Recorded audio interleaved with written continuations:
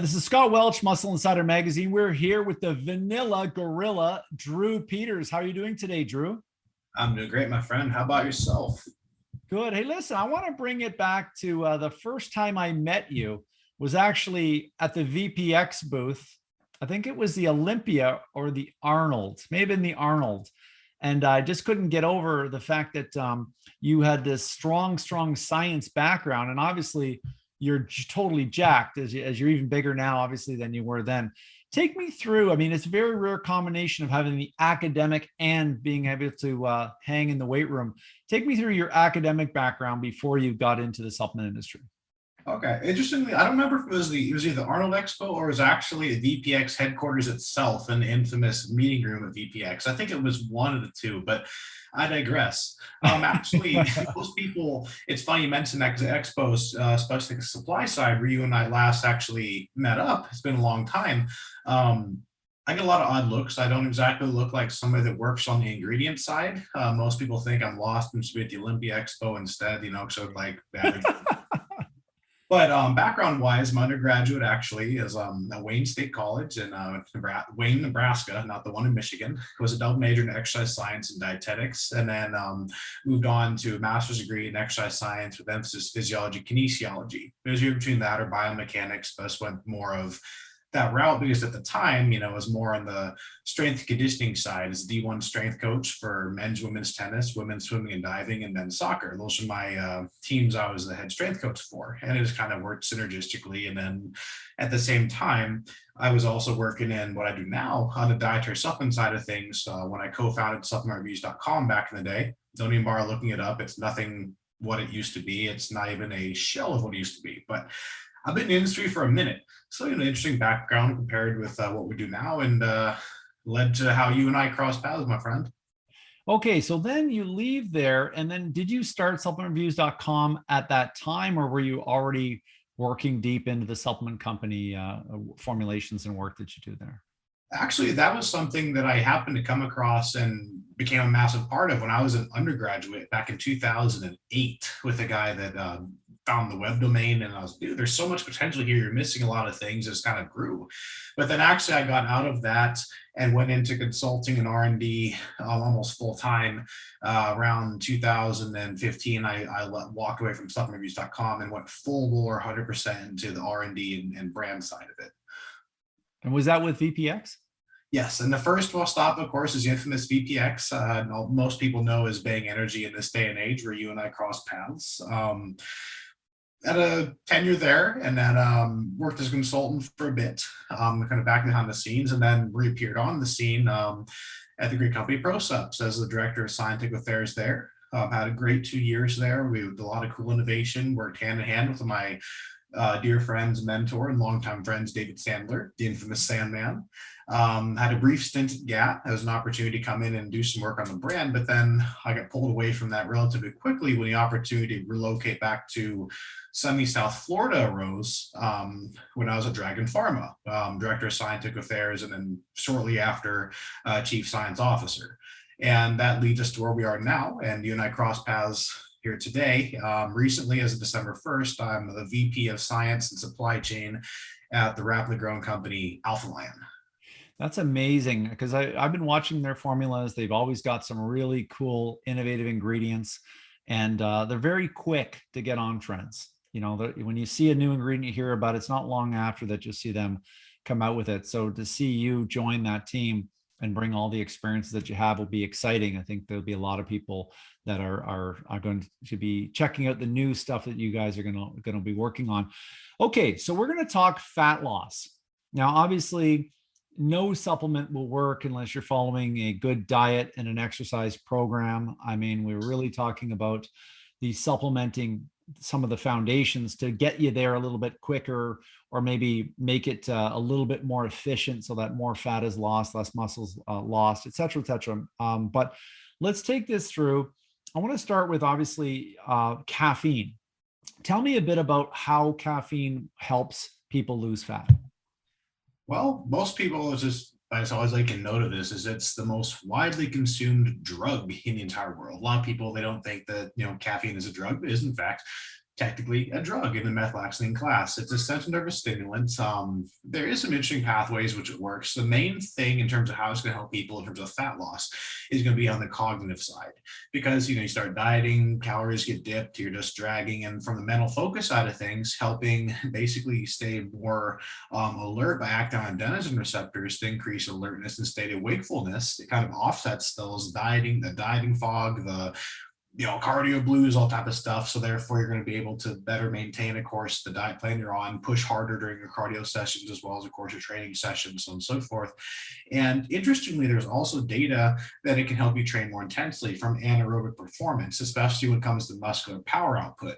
And that's a whole nother fun topic where folks have fat loss today, but that is, of course, one of the main mechanisms. The other part too is a source I mentioned briefly, is the elevated mood state. So it just pairs beautifully with so many things and so many applications, whether it be the fat loss side, the performance side, the endurance side, or even the anaerobic side. It's just a great, well-rounded ingredient, and rightfully so, being, once again, the most widely used drug in the world.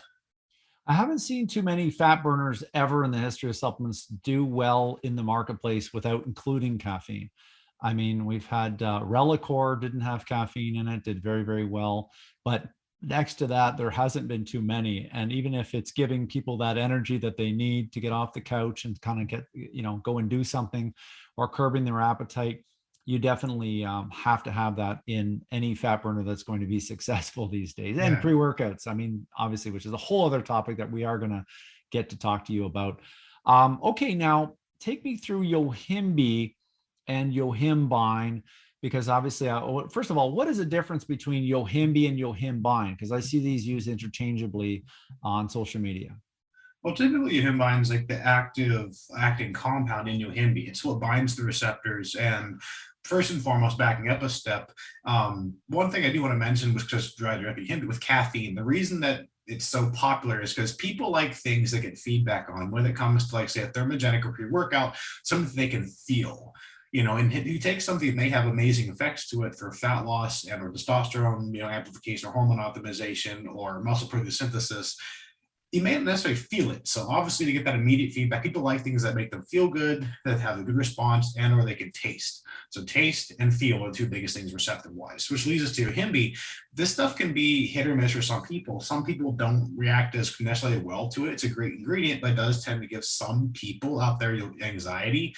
They just don't tolerate it well. But for the vast majority of people, it is one of the best ingredients overall. It's, at least in my opinion, if you can tolerate it for fat loss, it's an alpha agonist. In other words, it binds the receptors. Areas in the body that tend to have more body fat tend to have higher alpha-2 adrenergic receptors, whether that be the core, whether that be the love handle area, so on and so forth. So therefore, it just tends to be a very, intelligent ingredient from that angle. It pairs with many things. Once again, pairs beautifully with caffeine, maybe a little off-label use if we're talking some of the old school stacks like the ECA stack or the ECY, ephedra, caffeine, and Yohimbe. Ephedra obviously has been gone for quite a while. There's things that can mimic it. Some people try to use the over-the-counter prescription Broncaid, which has some of the alkaloids in it, so on and so forth, or the HCl, but I'm not telling people to illicitly go to their pharmacy and buy over-the-counter Broncaid. But with that being said, it pairs with come to Canada. It's legal.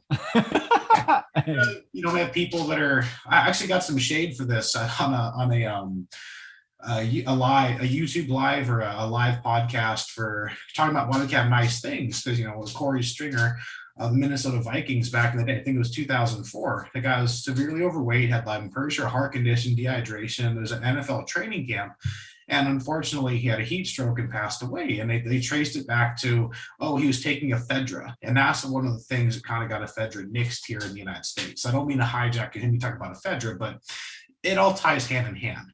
But the point being is, the beta receptors and alpha receptors, in terms of Yohimbe, alpha receptors, it tends to be an area that antagonizes it, and of course helps with lipolysis, aka the breakdown of fatty acids for energy and fat burning. So it is a great ingredient. Interestingly, for those out there, a lot of times people get concerned, especially us guys, that you have some muscle loss occur when you're dieting. A lot of people in their head, they think they're losing muscle, like, I'm wasting away and my cardio is burning it. Not necessarily. You start cutting carbs, your intracellular water drops, your weight drops, you're not looking as full, so that's part of it too. And honestly, a lot of people don't have as much muscle mass as they think they do. It's a vast difference between what they actually have versus what they look like when, true quality lean muscle tissue. I can go on a whole tangent about that, but I won't. But point of that is that there's actually research that Yohimbe can help maintain lean muscle during dieting phases. So it's a nice 1-2 combination, and that's why it also makes sense to pair with a lot of things. I like to use it in some pre-workouts as well, both for lipolytic effect as well, lipolytic effect, as well as, of course, the like the aggressive, like the complementary feel along with caffeine. But the list can go on and on. I just want to pass tangent about Yohimbe, but it's a great ingredient. Yeah, absolutely. What kind of dosage do you typically recommend? I mean, I think GNC for a while had an upper limit of 200 milligrams of caffeine to, I think it was 5 milligrams or 4.5 milligrams of Yohimbe, a ratio. I won't speak to the caffeine aspect because 200 milligrams has been smashed a long time, and you're Canada. So Canada does, in fact, I was literally reviewing registration for Health Canada about 2 hours ago. So I'm in it right now. My friend, I'm in it. The country's a pain in the butt, by the way, to get stuff registered. But yeah, upper limit 200 milligrams, like the cutoff for Canadian products. But Yohimbe, I'm not sure for Canada, but same to US. I typically don't like going above a certain threshold because it's a sweet spot between having that nice effect versus kind of like tipping the scale where people start getting the anxiety. I like a sweet spot of around 3 milligrams, just three for something that's a pure like Yohimbe hydrochloride. There's also the cousin of it, alpha Yohimbe, arousine, and some people do like that. It tends to have a cleaner feel. I do think there's some good rationale behind that, and I like that ingredient a lot. It just gets really expensive, so you don't see it quite as much, and that stuff is very, very, very potent. And of course, you open the Pandora's box in terms of regulatory, what's considered a natural occurring ingredient versus an extract, and it's adulterated, so on and so forth. But yeah, I would cap it for most people's use, unless you have a specific tolerance and tested it. Like 3 milligrams is like a very good number. If you're taking it with something, you can maybe go a little bit higher. If you, of course, this is once again very variable. If you're taking it by itself as a standalone or making a custom stack along with caffeine. Gotcha. Okay, now next one, let's go to GBB. Okay. This is, I mean, the first time I remember using this was Jay Cutler's pre-workout Legend, I think it was. And a friend of mine, David Whalen, had told me that this stuff will make you sweat, this stuff will make you sweat. And I really didn't believe him because, you hear all this stuff on thermal this, thermal that. And I couldn't believe how much I actually was sweating. Like I literally had to take a shower in the middle of dinner. Like I stopped in, like it was shocking. And I was like, what is it? Now, take me through a little bit about exactly what it is and how it can help dieters lose fat. Do you want to talk about GBB or do you want to talk about carnitine first? You know what? I guess a carnitine side of it. I mean, we can't really talk about GBB without talking about carnitine. So let's go carnitine first. Okay. Super topical. I felt that'd be important to touch on. I think you and I kind of mentioned that as well. It's super popular. It's for like the stimulant-free, quote unquote, fat loss side of things. So not back, but very brief in there. Carnitine, for a lot of people, this is a backstory. It's a natural occurring compound derived from lysine methionine. It's found in tons of foods out there. And a lot of people like supplementing it, is marketed as, quote unquote, a fat burner. I hate how that's kind of this automatically terminology. Apologies for the clicking, by the way. I have a very ambitious walk around the house. So if you hear some audio background, that's my girl walk around the house. Basically what it does, carnitine helps basically shuttle energy into the cell of the mitochondria. In other words, it helps oxidize and burn fatty acids. So people have always taken that and translated it as in like a fat burner, like a stimulant-free fat burner.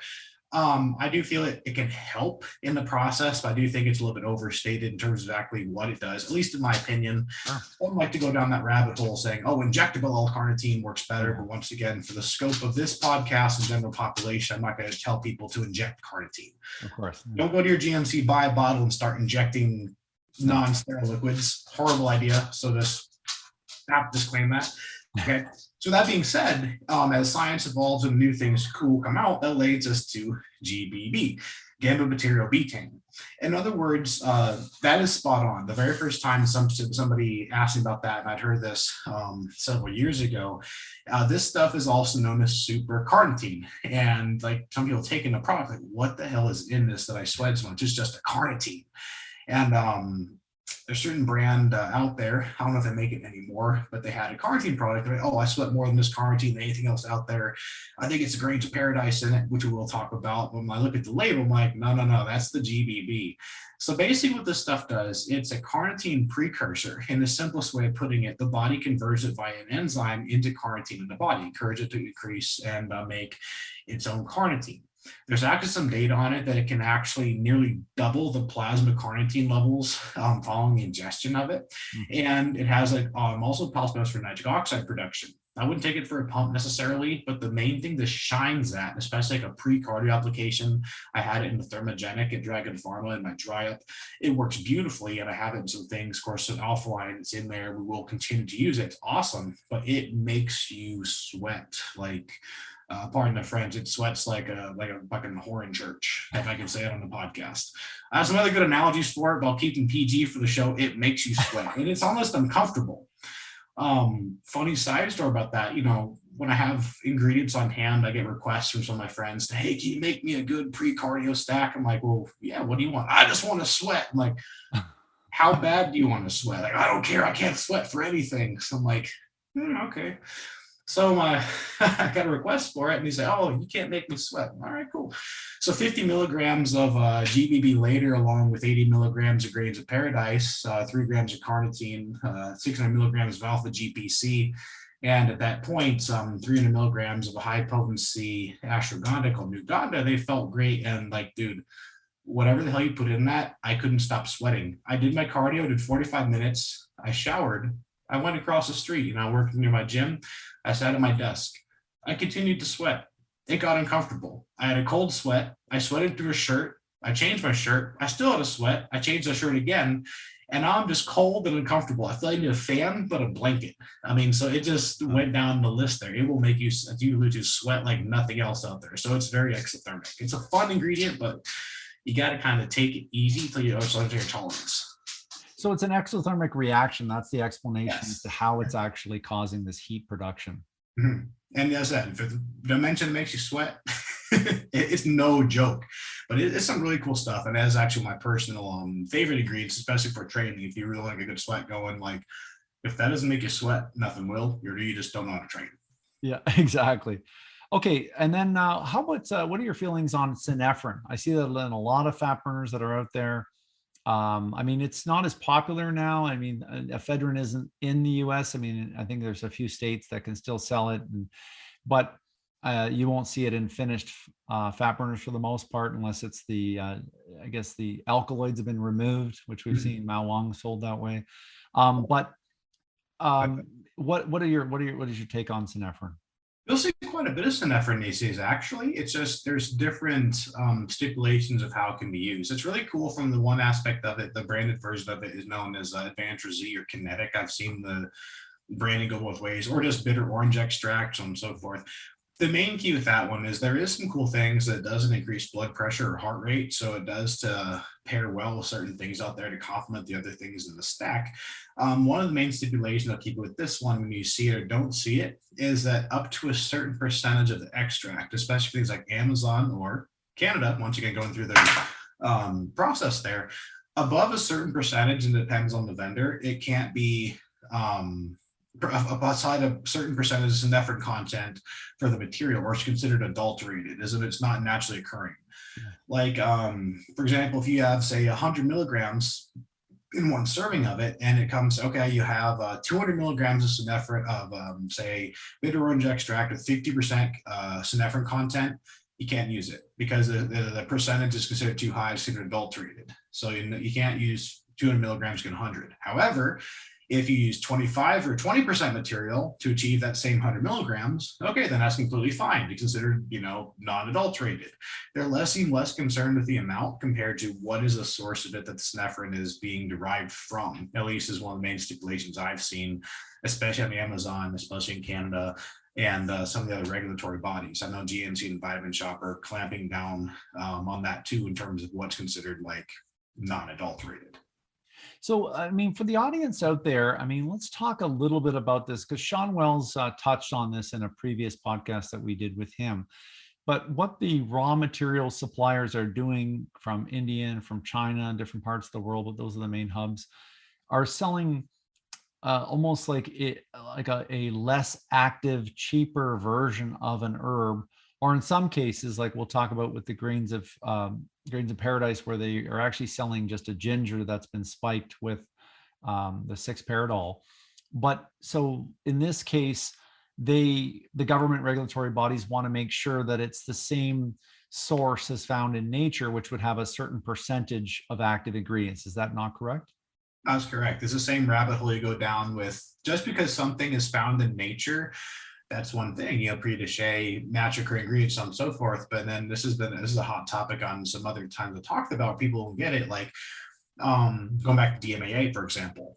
I can't talk about adulterated things without having this come up. Is that okay? Well, it may in fact be found in nature, naturally occurring, for example, and people would list it as, like, say, geranium stem, right? That's where it came from. The problem is that at least from what I've seen, in my opinion on it, is that to get an active amount that would have a noticeable effect, it's not really cost effective nor feasible to achieve those numbers when it's being derived from, say, that naturally occurring source of, say, geranium stem.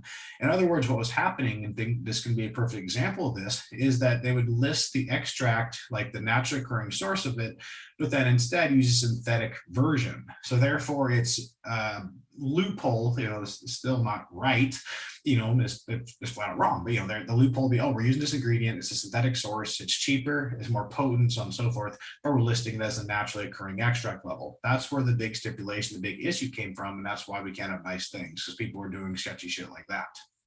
Gotcha. Okay.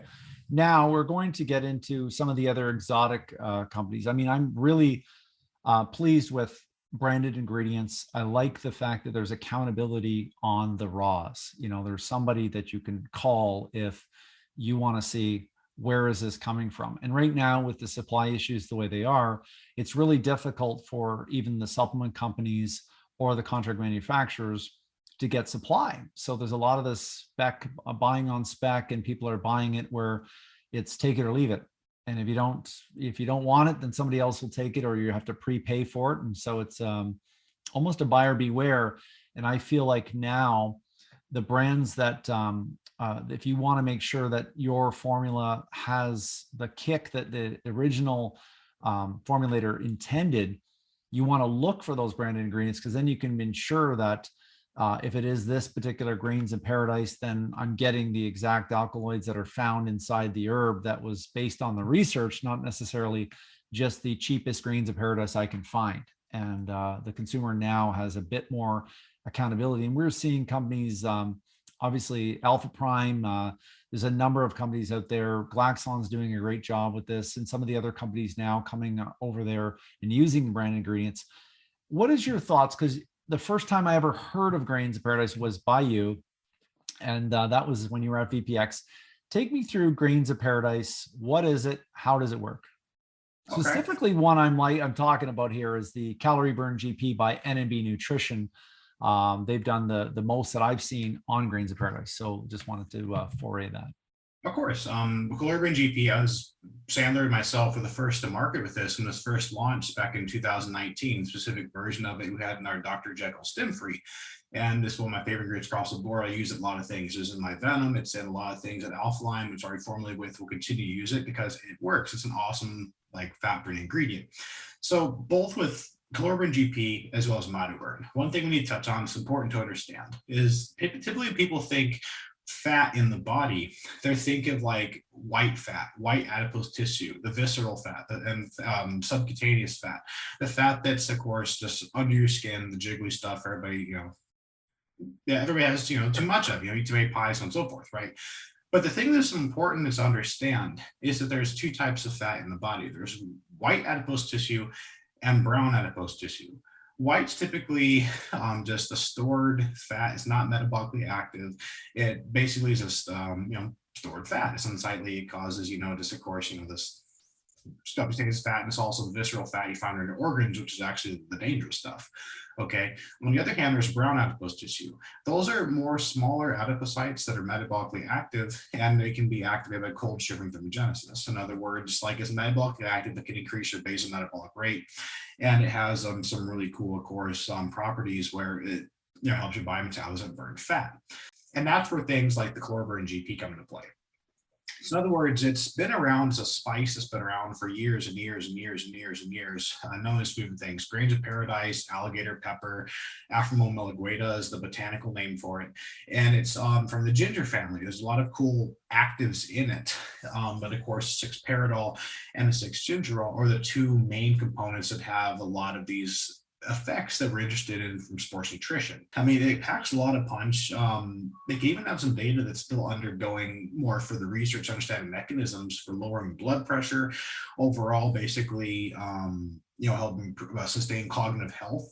And interestingly, they're finding data on it that used consistently can actually prevent abdominal fat storage, which is cool to have like an anti-effect. Now, don't take it and pop it and say, I can eat whatever I want, I'm not going to gain fat, but it does have a lot of cool properties that go on just the here and now in terms of fat loss properties. So it's a really cool ingredient. It's stimulant-free, non-stimulatory, and it's potent. It only takes, depending on what application you use it for, between 40 to 80 milligrams a day.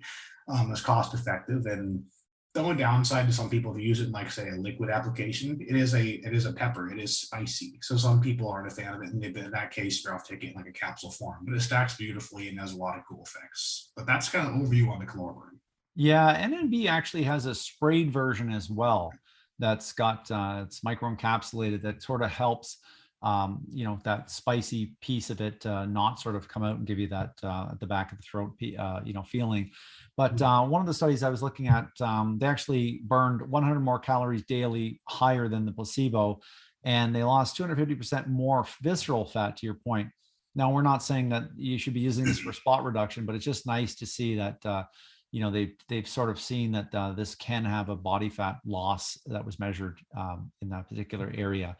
And I think it's a 400% increase in metabolic rate within 30 minutes of taking 40 milligrams. So very powerful. I mean, I see it in a lot of companies, but I'm not impressed when I just see grains of paradise, because I want to know that I'm getting the branded one.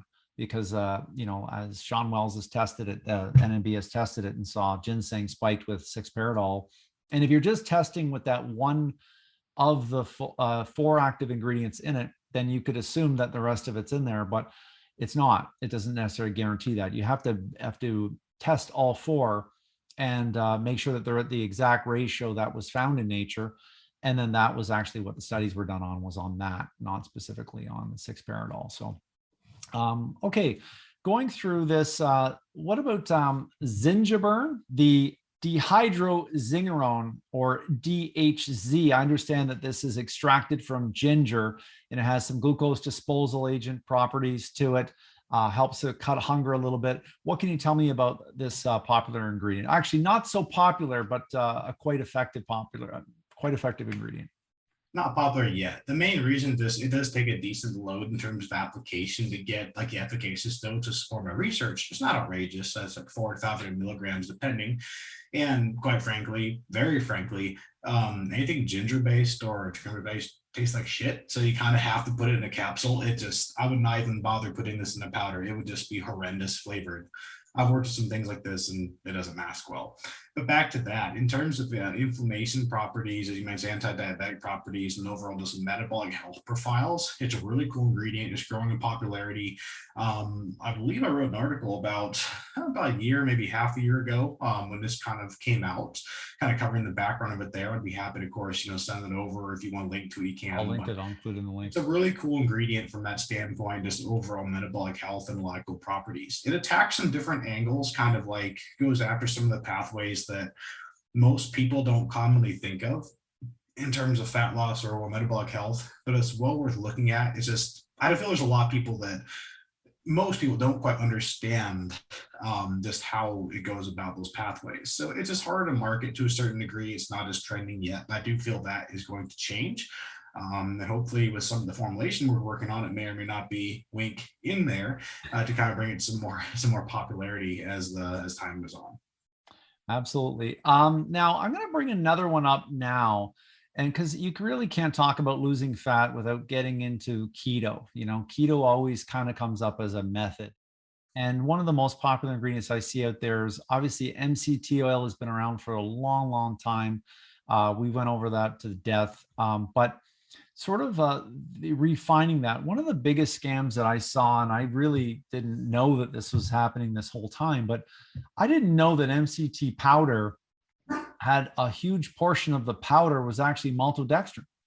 Yeah. I had no idea of this. They say it was plated and this and that, and I didn't understand it, but it was a milk protein and maltodextrin. And I'm like, okay, if you're trying to follow a keto diet and get yourself into ketosis and you're taking MCT powder, you're kind of adding maltodextrin and raising your blood sugar level with something you're trying to use to help lower your blood sugar. Tell me about that, because the C8Vantage from NNB is stripped out. Now, I mean, we get into the C8s, 95% C8 and everything else, but take me through MCT powders as something to help someone lose fat, and then get into quality-wise, how to choose a better one. Of course. Well, I'm just going to give some overview because it is a very trending thing in general when it comes to MCTs. This is one of the ingredients in my wheelhouse, and I'm first and foremost a nutrition guy. You know, my background over ingredients. I love different fatty acids. Fats in general, it can be almost pharmaceutical, different effects they have. It's so cool. So I guess one thing that's important to understand is that when there's more than one category of fatty acid that fit in the MCT umbrella, you have caprylic acid, C6, caprylic acid, which is C8, you have capric acid, C10, and lauric acid is C12. So some are even going to debate on this because lauric acid doesn't traditionally have all the same boxes they're checked off in terms of characteristics of MCT.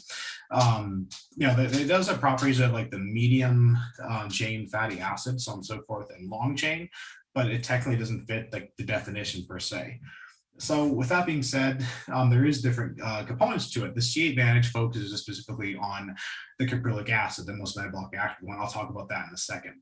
A lot of times I want to just claim and let's knock this out because a lot of people think it's very popular and unrighteously so, is coconut oil does not equal the same thing as medium chain triglycerides. It only has a capric acid of a content, if I want to say, on a good day, around 6.8 to 7%. And the C12, it's a majority of it, which technically, really, as I mentioned it before, isn't even an MCT. If I'm not mistaken, I think it was 2017, 2018, something like that. They did a study on them comparing the effect of MCT oil to coconut oil. And I want to say to just like a random vegetable oil in terms of satiety and overall food intake and calories throughout the day. Once again, this topical overview off the top of my head. I believe they put it in a smoothie. They kind of tested exactly what the overall food and satiety rating was throughout the day. And they found that the group consuming the quote unquote true MCTs actually had higher satiety ratings and had a difference in macronutrient intake compared to the coconut and vegetable oil. So even in a standalone comparison, once again, it's not a perfect study, even though study is. It did find the MCTs had more efficacy for satiety. I guess going to that, since we're talking about keto, the only reason it makes a huge difference is when it talks about the different types of MCTs in that class. C8 does have the highest blood ketone response of all of the MCTs, and that's why it's a good idea to have, of course, if that's your emphasis is on the fat loss, cognitive, and overall quote unquote fat burning effects, that's where it basically is the best part. So that's why MCT oil or the MCT powder from C8Vantage comes into play. It focuses heavily on that highly purified sports nutrition and metabolic effect. Okay, there's also some possible cognitive benefits on it. The downside of that, from at least what I've seen, I don't know if it's changed since then, but most of the studies for cognition have been on cognitively impaired populations such as Alzheimer's. So there's needs to be some data done on people with normal brain state healthy populations. Not saying it doesn't, but obviously I'd like to see more data on that. It's still awesome for all the other effects. So a topical overview, in terms of that, once again, made very clear when it comes to bulletproof coffee or C8, you can't, and you hear fat loss, you can't just add a fat to your diet and lose body fat or lose weight. It's not magic. The point of this, and make this very clear, because I know this is going to be a frequently asked question, when you replace the current fat intake in your diet with MCTs, so C8 and new replacement, it tends to have greater fat loss effects. That's what makes you understand this very clear. You still have, comes down to calories. Okay. So that being said, a quick overview, because in case you want cheat sheet, okay, you listed C8, C10, C12, C39, C94, red 18, blue 1, Rover, just throwing numbers out there, is that there's different properties of each. C8, think energy catalyst, rapidly assimilated, they're metabolized by the liver, boom, quick energy. C10 does have some cool properties to it, but that's more the antimicrobial and antifungal side of things. And C12, same thing, antimicrobial, and it's great for your skin. So if you want to put coconut oil on your skin with lauric acid, by all means, it's great for that. Not so much for ingesting. So as you alluded to in the beginning of this, that massive tangent to come first circle of this is a C8Vantage specifically uses pea protein and tapioca as the carriers for it, and also adds a prebiotic fiber, and also it's vegan. So that case, I believe there's a vegan, non-vegan version of it. There's certified or whatever. So therefore, if you want to use it in a plant protein application, which is actually something that I do because it creates a great mouthfeel, it adds that extra bit of creaminess, so on and so forth in formulations. It works beautiful both in plant as well as, of course, traditional dairy applications. So you get both the mouthfeel, the flavor effects, but also, of course, the benefit. You know, there's a lot of cool versatility for this ingredient, and we dedicated a pretty good amount of this podcast to this type of thing because it is a very trending, hot ingredient that I get a lot of questions on, and that's why I felt it was important to address it. But there's your 101 on MCTs. Yeah, what I really like about C8Vantage is the fact that they have the tapioca fiber as a prebiotic fiber that is there, doesn't spike insulin, that's there. And they have, they use a pea protein instead of a casein. So they have a dairy and a non-dairy. So the vegan is great. And with a lot of vegan proteins on the market, obviously whey protein prices have gone through the roof. And so companies are trying to find ways to use vegan proteins, but it always becomes back to taste. Vegan proteins are not there where obviously dairy proteins have been for so many years. So when consumers are looking at the back of the label, MCT powder is often used to flavor and add that thick creaminess to a vegan protein. But if you're on a vegan protein diet and you're not looking for any dairy, you have to really, if you see MCT powder on it, hopefully it is the C8Vantage, and contact the manufacturer, ask them what source they're using for their MCT powder, because you want to see that it says C8Vantage on it, because that is the one that has the vegan, all vegan MCT source with high in C8. Okay, so going on the next one, L-BEBA or MitoBurn, beta aminobutyric acid. And I understand that the Alpha Lion has this or soon will have this. Take me through BEBA. I mean, this is like, I hear it's like exercise in a bottle. Obviously it's not, but take me through a little bit about BEBA. It's actually one of my favorite ingredients as of late. We do a lot of it at Alpha Line. We both have it as a standalone ingredient in our Gains Candy line. It's also the predominantly featured ingredient in our Superhuman Burn pre-workout. It's also used in one of our liquid Carnitine. We have a complementary ingredient called Scorch. It's very cool. It's got a lot of good data on, especially as of late, it's grown popularity in a very cool way. Alpha Line is one of the first to pioneer its use in a lot of things, kind of bring it to the forefront. People use it, and that's awesome. I'm glad it's getting traction because it's never a bad thing. But basically, it's a branded version, MitoBurn is, of the L-BEBA. It's been not a new thing. It's been actually in use around since 2014, if not mistaken. It's just most recently getting some of the data and the cool properties of it talked about and published. So basically, going back to what we discussed, the brown adipose tissue, white adipose tissue, it does a very good job of beiging not Beijing, Beijing, the white adipose tissue take on characteristics of the brown in terms of, having more metabolically active components to it, increasing caloric expenditure, and simple way of putting that, of course, helping your body metabolize and burn more calories. I guess a cool way of putting it, it helps increase your workout and fat loss efficiency. It makes your body more efficient at burning fat and enhancing the effects of exercise to reach fat loss faster. It drives some people nuts in terms of some of our branding at Alpha Lion. I noticed right away in some of our ads, it says burn an extra 7,000 calories a month. When somebody hears this, they're like, oh, that's complete bullshit. No way. Well, okay, we'll slowly break it down like this from a science perspective, because I know I'm going to get asked this. Is okay, well, there's technically 3,500 calories in 1 pound of fat. If you're losing 2 pounds of fat a month, that means technically on paper in science, you're burning 7,000 calories. 2 pounds of fat a month is not unheard of. If you're in a caloric deficit, you can lose anywhere from 1 and a very, very, very aggressive click of 2 pounds a week. So if you're telling me that you can't burn 2 pounds of fat, 7,000 calories in a month, when you can actually technically probably do it in a week, that's basically an extra 500 to 1,000 calorie deficit, in that time frame. So I don't understand people, they get so up in that. They hear 7,000 calories is like a big number, right? Yeah. But it's just one way of going about that, and it's a very cool ingredient. But yeah, it has some cool properties to it. There's also, once you go back to, it's not a magic pill, but there is some things that, of course, it can help protect against fat gain in subjects.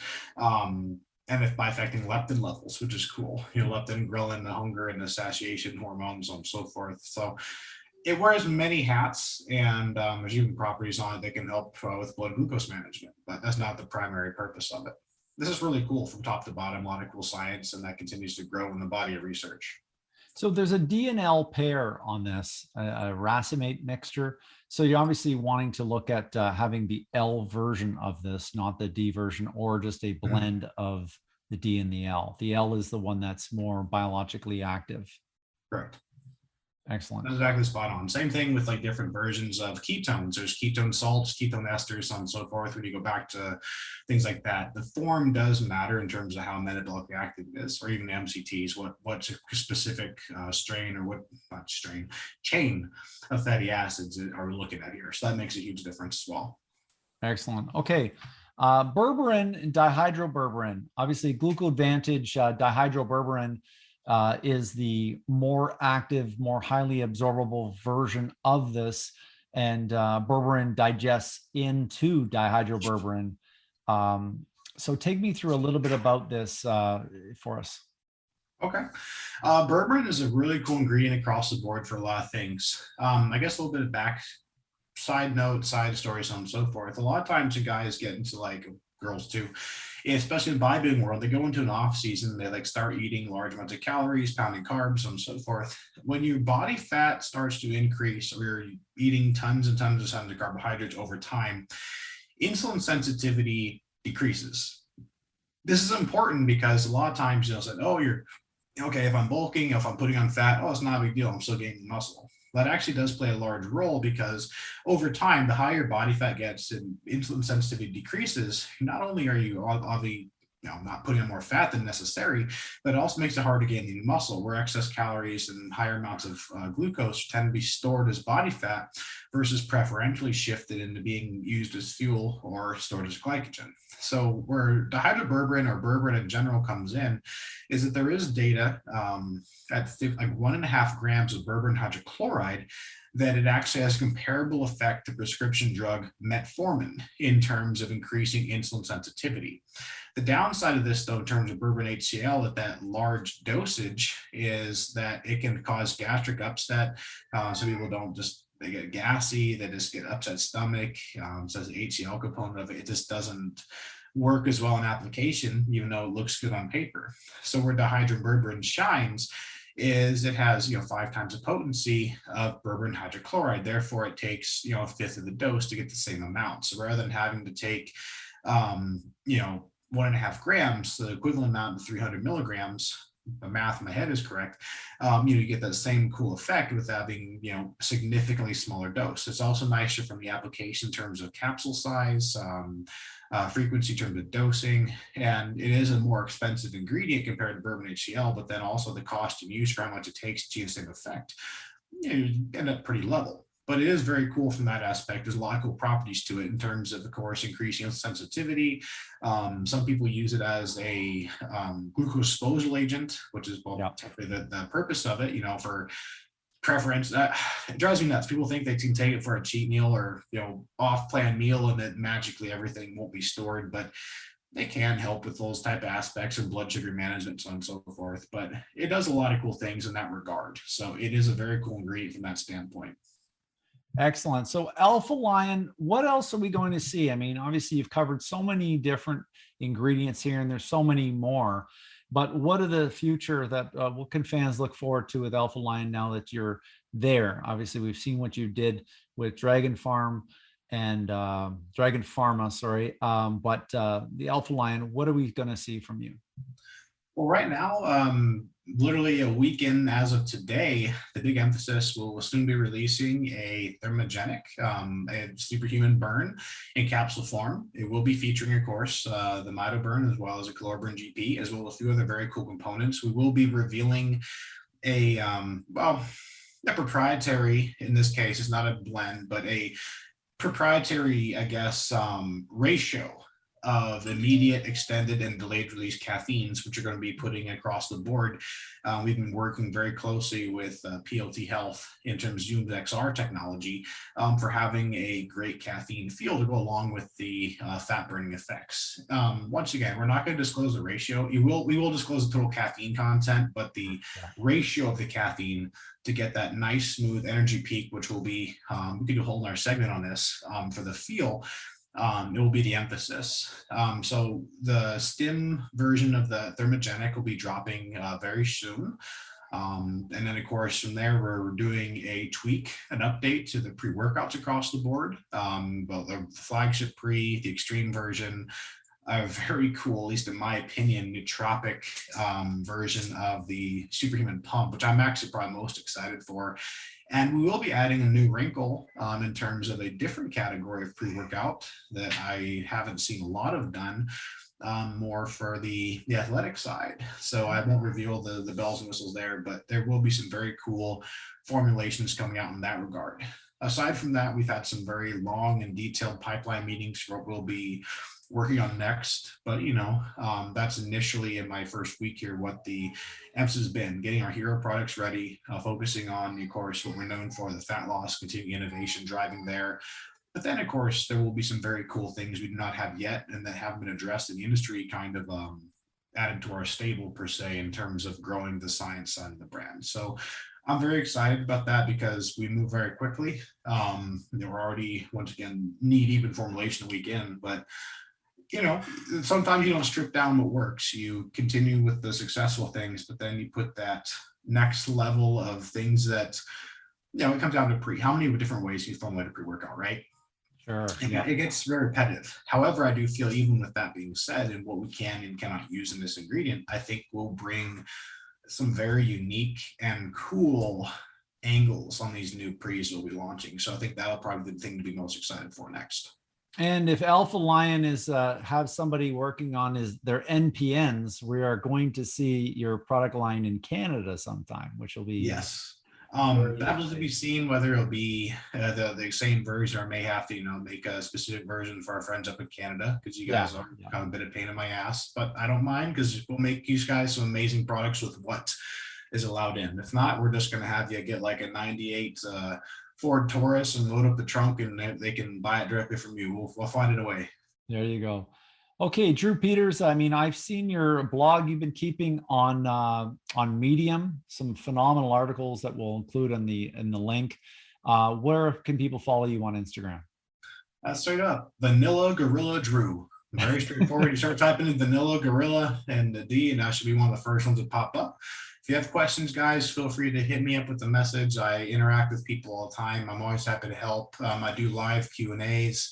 here and there, or of course on the old story, question sessions. How do you post those? So always feel free if you have something intriguing you want to talk about, or have maybe next on the Blackboard series. I have found that people like those, where I'll go through and do more informational, anywhere from 6 to 10 slides per se, breakdown of ingredients or different processes in the body.